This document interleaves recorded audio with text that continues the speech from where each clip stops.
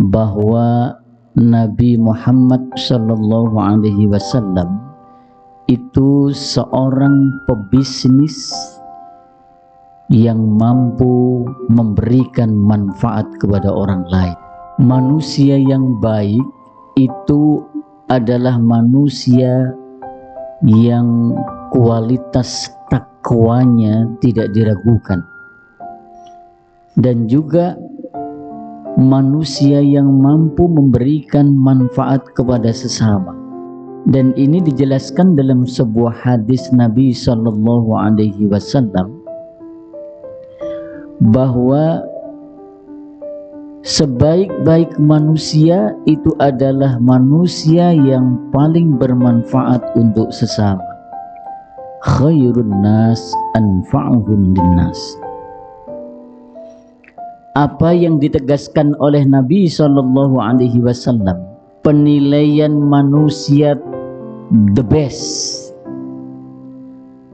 itu bukan terletak pada ketampanannya dan banyaknya materi yang dimilikinya, tetapi manusia dipandang baik, manusia dipandang patut untuk dijadikan teladan itu ketika hubungannya kepada Tuhannya baik, dalam artian ibadahnya baik. Nah, tetapi tidak sampai di sini saja.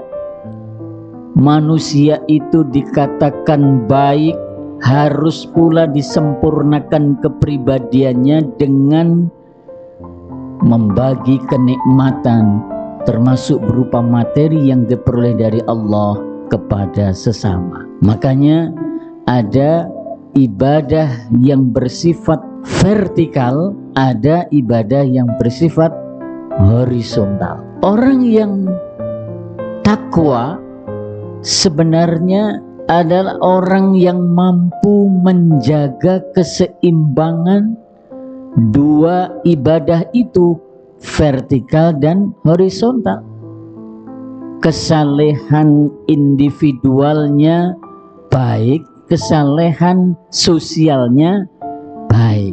Artinya manusia yang baik adalah di samping baik hubungannya dengan Allah, juga baik dengan sesama. Jadi harus ada keseimbangan antara hubungan vertikalnya dengan Allah dan hubungan horizontalnya dengan sesama makhluk lainnya. Bahkan sesama manusia sebagai makhluk Allah yang banyak membagi atau memberi, maka ini sejalan dengan hadis Nabi, tangan di atas itu lebih baik daripada tangan di bawah. Al-yadul ulya khairum min yadis sufla. Nah, Bapak dan Ibu yang dirahmati Allah, orang yang banyak memberikan manfaat kepada sesama itu lebih mulia daripada orang yang selalu diberi atau meminta. Seorang entrepreneur bukan hanya memberi materi dalam bentuk umpan atau makanan untuk dikonsumsi yang sifatnya sesaat, tidak, tetapi jauh lebih dari itu. Dia lebih banyak memberi dalam bentuk pancing berupa pekerjaan, atau tepatnya menciptakan lapangan kerja bagi orang-orang pada umumnya. Nah, berkaitan dengan hal ini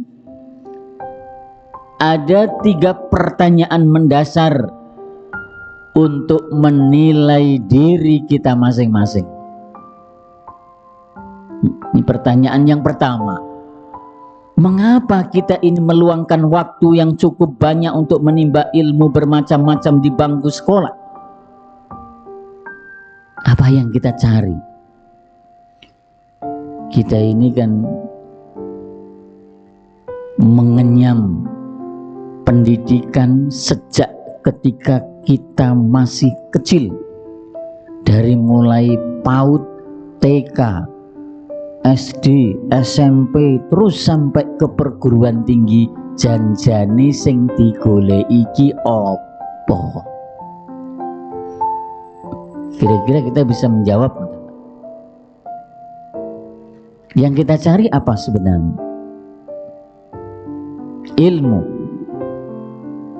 Oke, ilmu. Tapi pertanyaan kedua, mengapa kita ini sampai rela melakukan itu semua? Padahal tidak sedikit kita ini mengeluarkan duit banyak. Ya memang di dalam hadis Nabi itu jelas menuntut ilmu itu hukumnya wajib. Thalabul ilmi faridatun ala kulli muslim. Jelas. Tetapi ilmu yang bagaimana?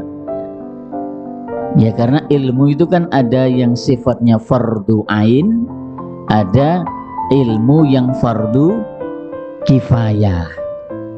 Nah yang fardu ain ini sudah kita peroleh belum? Kalau fardu kifayah, ya semua orang memiliki kapasitas dan kemampuan sendiri-sendiri. Menjadi dokter itu fardu kifayah, mungkin semua orang jadi dokter, ada yang ahli ini. Tetapi yang fardu ain, ini yang berkaitan dengan ibadah, ya kan, tata cara kita sholat, loh itu fardu ain. Kita belajar tentang toharoh, loh itu fardu ain. Bagaimana kita ini bertayamum, berwudu, mandi, kaifiyahnya harus kita tahu semua. Ini. Nah kalau disiplin ilmu yang lain fardu kifayah, kan begitu. Ada yang misalnya ahli tafsir, tidak semua orang harus ahli tafsir, kan begitu. Nah, ini fardu kifayah. Tapi yang fardu ain yang bersifat dasar ini harus kita ketahui. Nah, paling tidak sepanjang masa kita mengenyam pendidikan formal itu, kita harus bisa memahami apa saja ilmu-ilmu yang masuk dalam kategori fardu ain. Nah, tapi ada pertanyaan yang ketiga, mengapa kita ini harus cerdas? Mengapa kita ini harus pinter? Kan begitu. Nah Bapak dan Ibu yang dirahmati Allah, untuk menjawab pertanyaan di atas, ada 3 pertanyaan tadi, tentu tidak bisa kita menjawabnya dengan asal-asalan, kita menjawabnya dengan gegabah. Kita harus bijaksana menjawabnya, bahwa dari ketiga pertanyaan di atas, tujuan kita harus melakukan itu semua pada saat masih berada di lembaga pendidikan, karena kita ingin cerdas, karena kita ingin menjadi orang yang cendekia. Karena apa? Karena kepintaranlah, dengan kepintaranlah manusia itu dapat berbuat banyak dalam kebaikan. Ini jawabannya. Jadi dengan kepintaranlah kita ini bisa bahagia, bukan hanya di dunia tetapi juga di akhirat kelak. Hal ini sejalan dengan hadis Nabi SAW, man aradat dunya fa'alaihi bil ilmi, wa man aradal akhirata fa'alaihi bil ilmi, wa man aradahuma fa'alaihi bil ilmi. Barang siapa yang ingin menguasai dunia, haruslah dengan ilmu. Barang siapa ingin menguasai akhirat, hendaklah dengan ilmu. Dan barang siapa ingin kedua-duanya, menguasai dunia dan akhirat, hendaklah ia menguasai ilmu. Maka ilmu ini penting sekali. Orang yang berilmu itu insya Allah dia akan bisa bersikap dalam setiap keadaan.